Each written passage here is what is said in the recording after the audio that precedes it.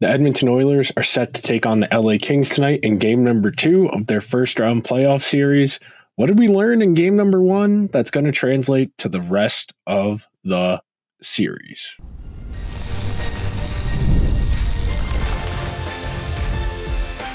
You are Locked On Oilers, your daily podcast on the Edmonton Oilers, part of the Locked On Podcast Network, your team every day. Hello, and welcome to the Wednesday edition of Locked On Oilers. I am your interim host, Nick Zararis. We've made it a full week. I and Chris Knobloch both feeling pretty good about our chances of keeping this thing going for a little while. But before we get into today's show, got to remind you, it's brought to you by FanDuel. Make every moment more. Right now, new customers get $150 in bonus bets guaranteed. That's $150. Win or lose. Visit FanDuel.com/lockedon to get started. So today's show, we're going to take a little bit more of a step back. We're going to try and draw conclusions we probably shouldn't based off of only one hockey game. We're going to talk a little bit conceptually about the energy, how first round series can develop, the types of paths they can go down. In the second segment, we're going to talk about some of the matchups in game number 1 that worked out in the Oilers' favor, how the Oilers can further exploit those matchups and try and get them even more favorable. And then in the third segment, we're going to talk a little bit about conceptually within the confines of game number 1, what worked for the Oilers and what didn't work. Granted, in a game you win where you score 7 goals and your home crowd is chanting the goalie's name from basically 4 or 5 minutes into the game till the final buzzer, there's not a lot to critique, but there are some little things we can clean up. But starting big picture, if we're going to take the 10,000 foot drop down view of this series after one game, you would say the Oilers played pretty much as well as anybody in any of these first round games. Yeah, the Rangers in game number 1 against Washington looked pretty good. The Bruins in game number 1 against the Leafs looked authoritative. They looked dominant. But the thing about those series, especially in relation to the Oilers and the Kings,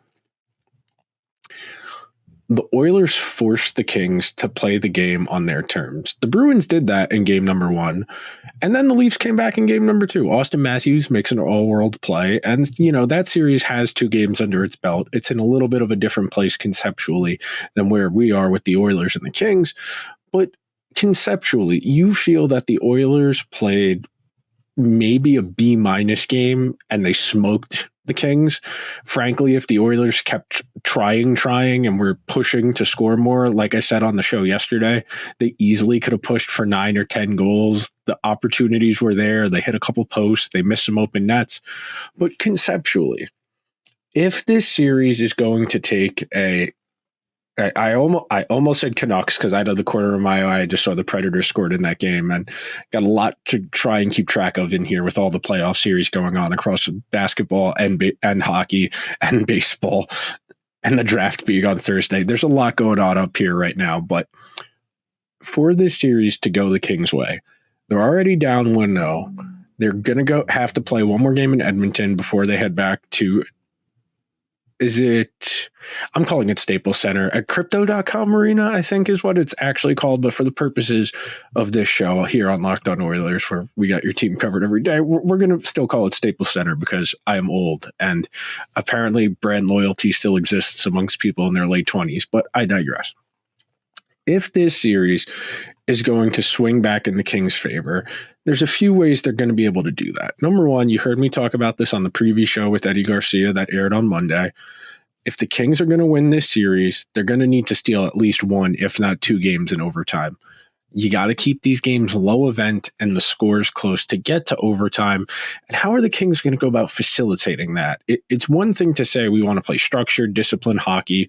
We want to keep these games low scoring, and we want a handful of plays to swing these games. And I think that's a very dangerous proposition when you are playing against the Oilers.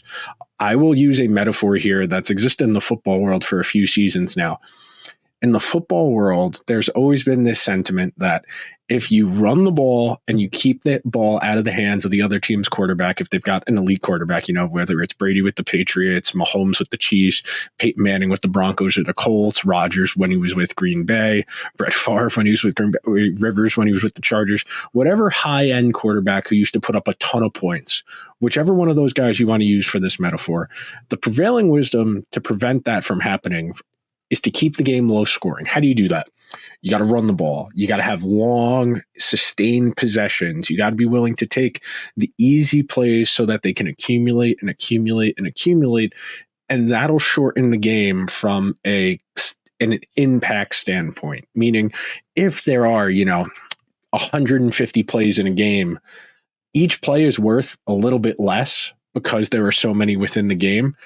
It doesn't have the exact same effect in hockey because there are so many more individual, for the lack of a better term, variables that go into a given play when you think about skating, passing, positioning of everybody on the ice and how that all impacts each other. But for the purposes of this conversation, that means the Kings, if they're going to slow this series down, they are going to have to do a better job in transition. And that's going to be hard because it means playing with more energy than you already have. It means playing a little bit more risky. And the Kings don't like playing with risk. That's the entire point of their passivity, of their 1-3-1 in the neutral zone, is they want the other team skate into the contact, dump it in, turn around, let's go have a foot race behind Cam Talbot, and let's see how it goes from there. The Kings, if they're going to try and make a series of this, they're going to have to try and force the Oilers to slow down. Or, and this is something the Capitals, I thought, did a nice job in their game Tuesday night. Yeah, I'm recording this as soon as Rangers Capitals ended. The Lightning and Panthers are about to go to overtime. We've got the Jets and the Avalanche about to go to first intermission. And we've got Canucks Predators on. Like I said, there is a lot going on.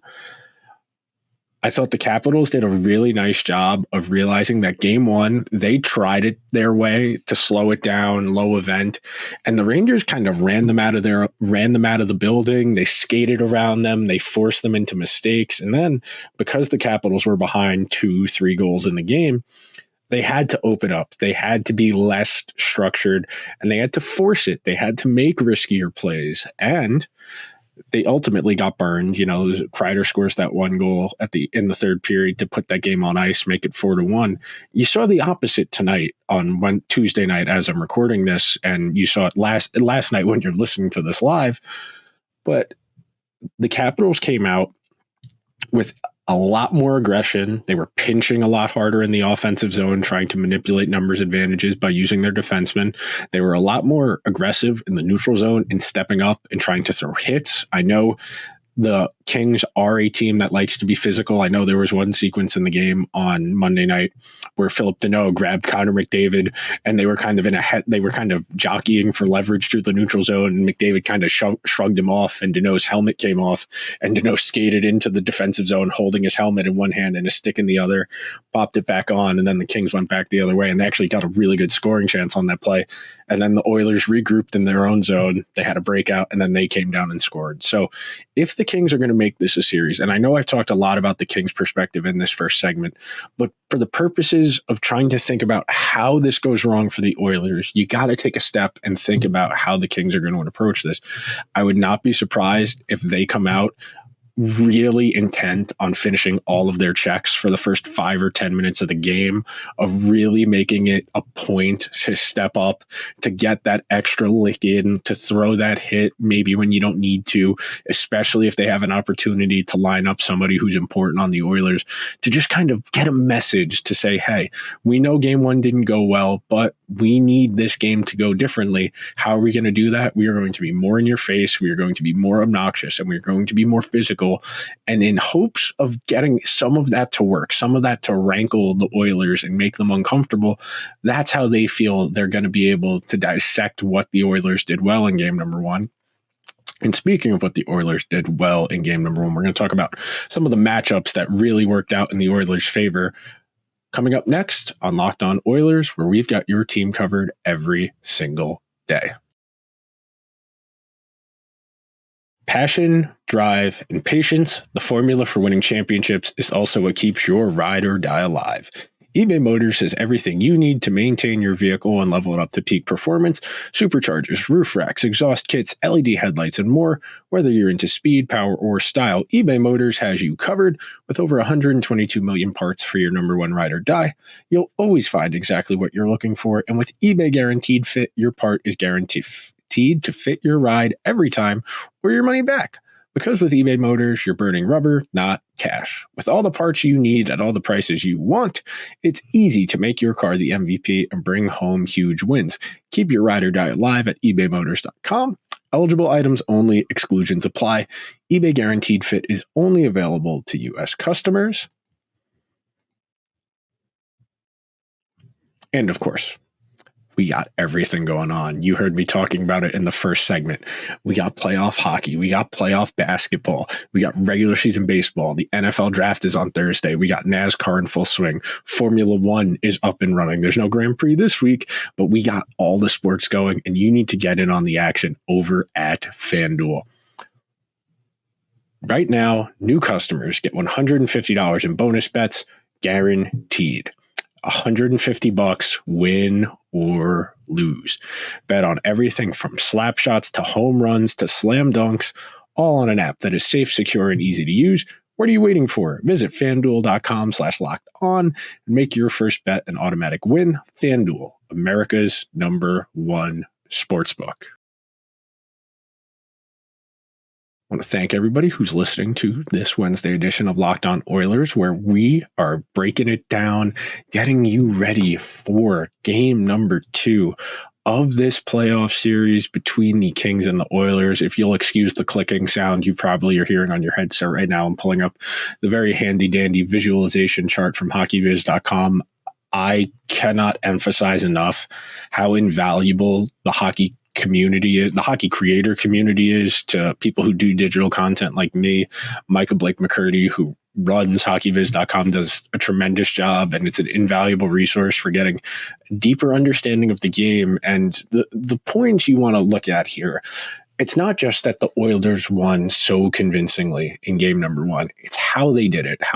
And yes, they have a freak of nature. They have the best hockey player in the world who's able to make so much happen for everyone else around him. You look at the Zach Hyman goals on his hat trick.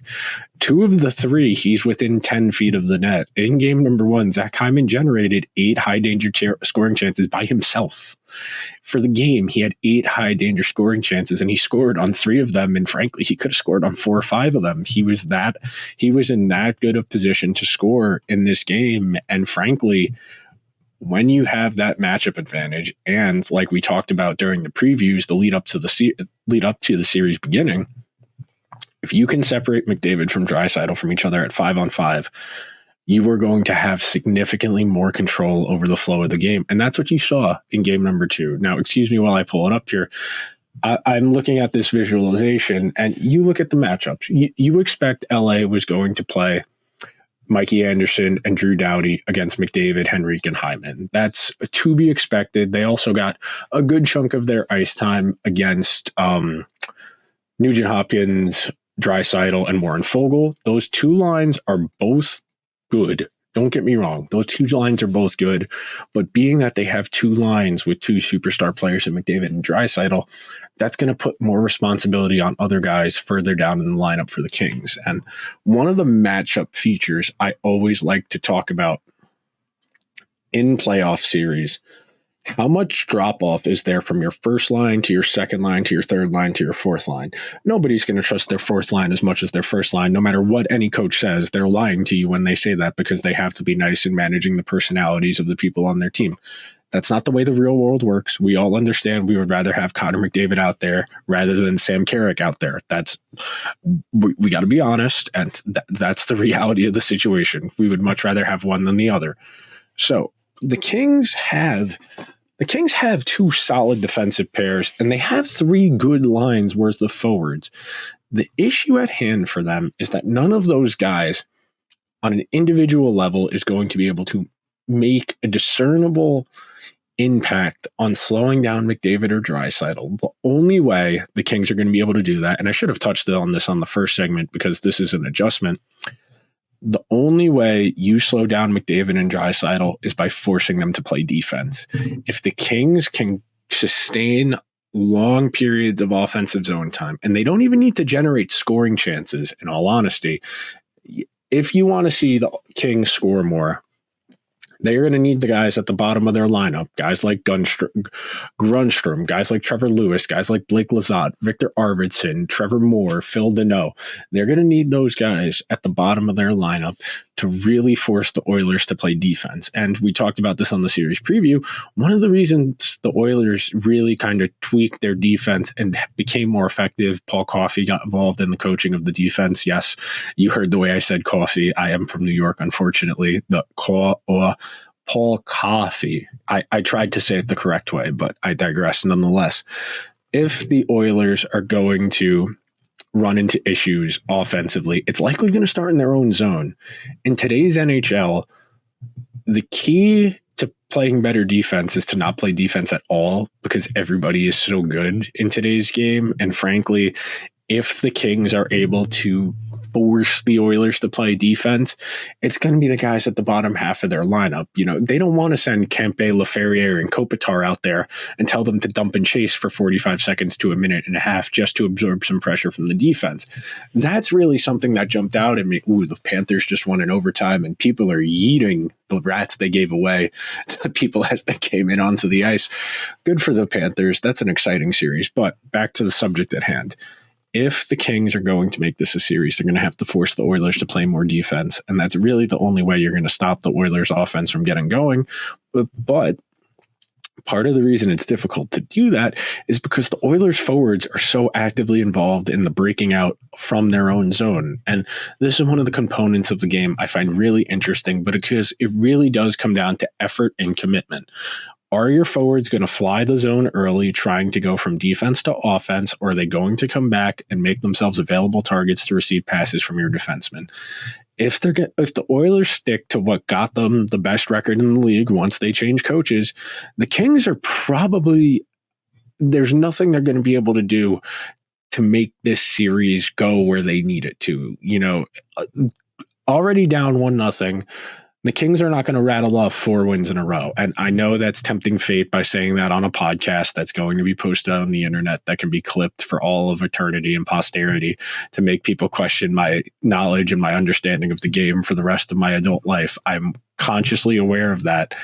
But when you game it out and theorize the path to victory for the Kings, it's not going to be winning games 7-4, 6-5. I went and looked. The Kings scored more than 4 goals in a game about 16, 17 times. So a little less than a quarter of the games in the 82-game regular season. So it's not that they can score, but they don't score as much as the Oilers. The Oilers probably are going to fare better in those open-ended, high-scoring games, especially because the Kings defense has to play so much defense. So the matchups themselves individually, like I like Gavrikov and Roy as a pair. I should say Waugh, excuse me. That was heinous, but I do like the Kings second pair conceptually. They had really good underlying numbers. They controlled both actual goals and expected goals. But if you put them out there against McDavid or Draisaitl and say, good luck, you're gonna have a bad time, to quote the PC principal from South Park. You're gonna have a bad time. It's really unfortunate, but from a Kings perspective, your options are minimal. It's going to come down to, can your star players exacerbate any Oilers weaknesses? And the Oilers have weaknesses. You saw the Kings score a couple goals on sustained offensive zone plays. You saw them score a couple goals in and around the net front because the Oilers defense is not particularly physical or good at clearing that net front area. So that's an area of concern maybe you want to worry about. But matchups wise for the Oilers, if you can get McDavid out there against somebody that's not Kopitar or Deneau, that's a win. Kopitar is still very good defensively. He's not the player he used to be. He's older now. He's got to prioritize one end of the ice or the other. It's not like he's a liability two-way, but he's not the player he used to be. 5 years ago, Anze Kopitar, him and McDavid would be having an epic game of cat and mouse. But at this point, he's got to prioritize offense or defense. And Danault does a decent job. Danault is a really good hockey player. I know he's never going to put up gaudy counting stats or get recognition the way he probably deserves for his talent. I really enjoy watching Danault play hockey because he's really good at the cat and mouse game because he's been a matchup center for so long. And then coming up next, we're going to talk about some of the things that did work for the Oilers in game number 1, some of the things that didn't. Coming up next on Locked On Oilers, where we've got your team covered every day. We are in the thick of it, Oilers fans. They are firmly in control of their first round series against the LA Kings. And regardless of how the series against the Kings goes, I want to remind you, you can win big by playing daily fantasy hockey on Sleeper, the official daily fantasy hockey app of the Locked On NHL Network. Sleeper is our number one choice for daily fantasy sports and especially daily fantasy hockey because with Sleeper, you can win 100 times your cash in daily fantasy hockey contests.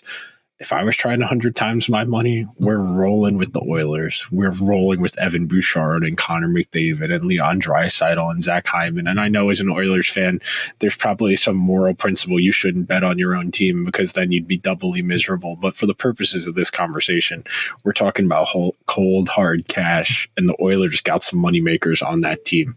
All you have to do is pick weather studs like Connor McDavid, Alex Ovechkin, Nathan McKinnon, Quinn Hughes, or Cale Makar will record more or less than their sleeper projections for things like goals, assists, saves, plus, minus, and more in a given game. To win 100 times your bet on Sleeper, you need to correctly predict the outcome of 8 player stats. You heard me, hockey fans. You can win 100 times your money playing daily fantasy hockey with Sleeper. Start paying attention, nail those picks, start winning big. Use promo code LOCKEDONNHL and you'll get up to $100 match on your first deposit.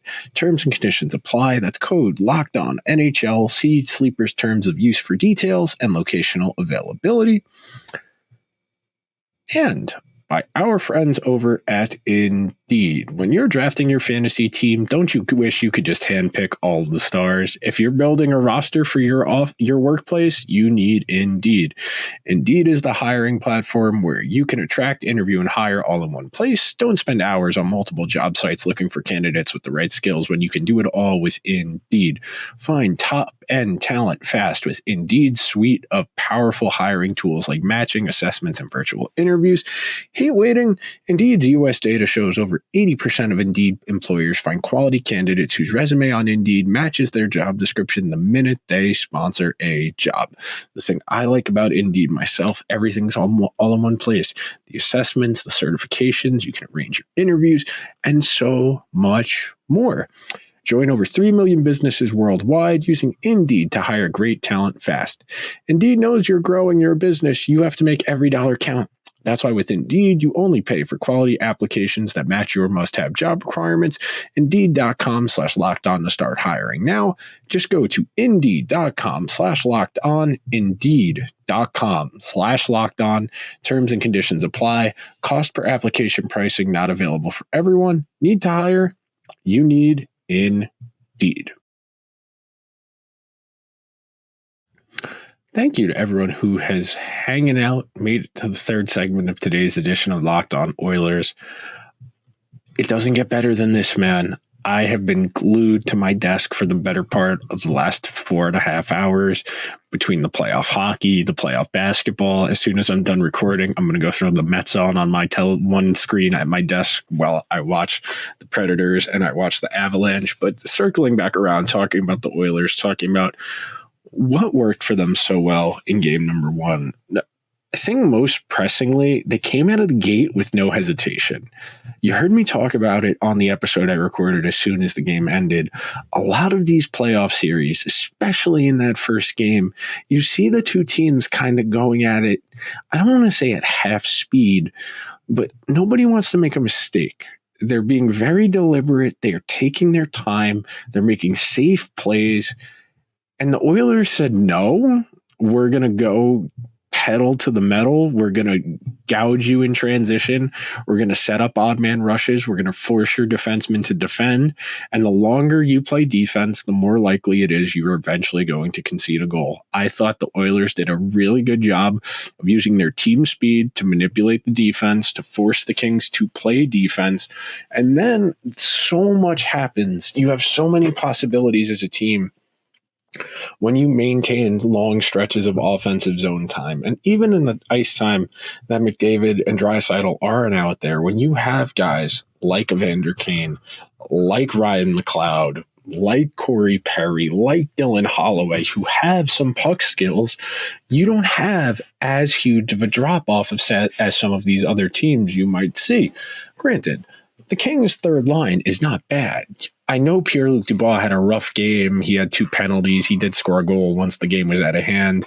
I know Kevin Fiala was in there. He definitely made some things happen. I know Kempe. The Kings are going to juggle things around until they find a combination that can just get something going.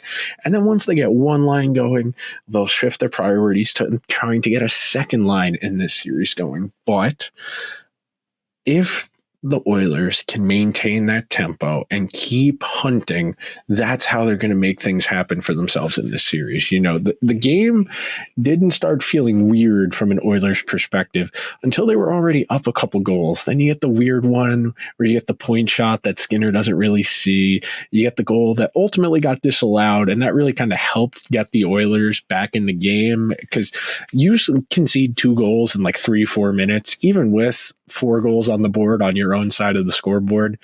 2 goals that quick can really shift gears and really make people start to squeeze their sticks a little bit tighter, maybe hesitate a little bit more before making a decision. And that's why these playoff games take on lives of their own. I know we typically like to think about the 7 games in a 7-game series, if it goes the distance, as chapters in a book. They're more movies in a series where some of the stuff that happened earlier on trickles over into the next one, but maybe there's a different director or a different producer and the vibes are a little bit different. Because you look at the way some series unfold, the Leafs looked pretty dead in game number 1. I know I was particularly worried that William Nylander wasn't going to suit up for game number 2. He's an integral part of making their engine go.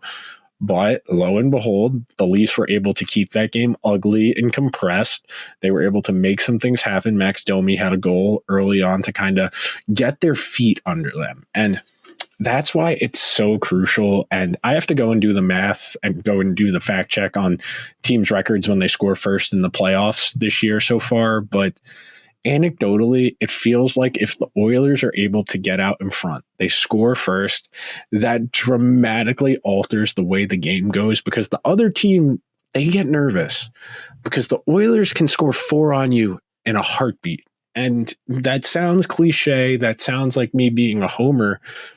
But in these playoff games, we see how emotionally intense it is from a fan perspective and a player perspective.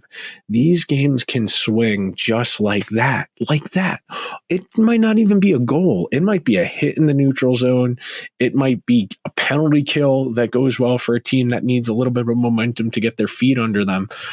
Once you get a little bit of confidence, then your game can start to evolve, to flow. And the Kings were never really able to get their feet under them in game number 1. And if the Oilers can come out early, a couple good shifts in a row, get some scoring chances, don't even need to score, get the crowd into the game, get the Let's Go Oilers going, get the Talbot chants going, all of that matters.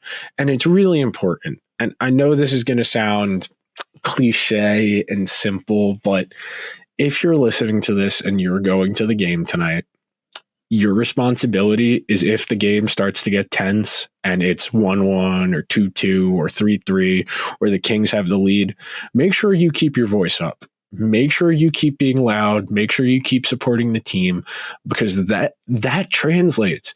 When the game starts to feel weird to you up in the stands, the players can hear that it went from being raucous and Let's Go Oilers every few shifts to a library very quickly. That does matter. These playoff series take on lives of their own.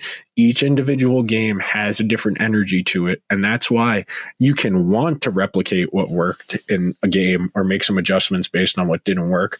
But there is an inherent cat and mouse to this. The Oilers are going to try and do what worked for them again in game number one, while not repeating exactly what they did. The Kings are going to adjust to try and stop what the Oilers did in game number one, while also doing some stuff differently on their end to try and facilitate more offensive chance creation, facilitate playing less defense. All of this is interconnected, and that's what makes the strategy within a playoff series so fascinating to me. And one of the reasons I think hockey tactics still has a way to go in the public discourse to get to the degree where we are with football, where even I could talk to my mom and my mom can explain what play action passes do to the defense. She understands that. It's a little bit more nebulous in hockey where we're talking about pressures, F1 gaining the zone and what his responsibilities are. But within the confines of a playoff series, this is the only time you're going to see coaches have to make major tactical adjustments, because hockey's similar to soccer in that they drill the same thing over and over and over and over and over and over and over again to make sure that the team knows what they need to do. And then if it's not working, instead of adjusting, they need to do it better. They need to do it harder. And that's why you can see some of these teams snowball where a game will get away from them and real quick, it's 7-3 like it was for the Kings. But that will just about do it for today's edition of Locked On Oilers. Make sure you are subscribed wherever you get your podcast. Leave the show a 5-star review on Apple Podcasts or Spotify. If you were watching over on YouTube, I know you see my eyes aren't as puffy as they were when I recorded the show right after the game.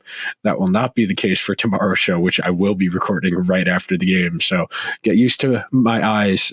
Hey, if I have it my way, my eye bags are going to be mid-cheek by the end of June, because the Oilers are going to be in the Stanley Cup final and probably playing the Rangers if I had my way. And that would be bad for me on both counts. It would be good professionally because the Oilers would be in the Cup final. It would be bad for me personally because if you're watching on YouTube, you see what's on my forearm. If you're not watching on YouTube, yes, that is a Rangers forearm tattoo. I will talk to you guys tomorrow. Until then, let's go Oilers.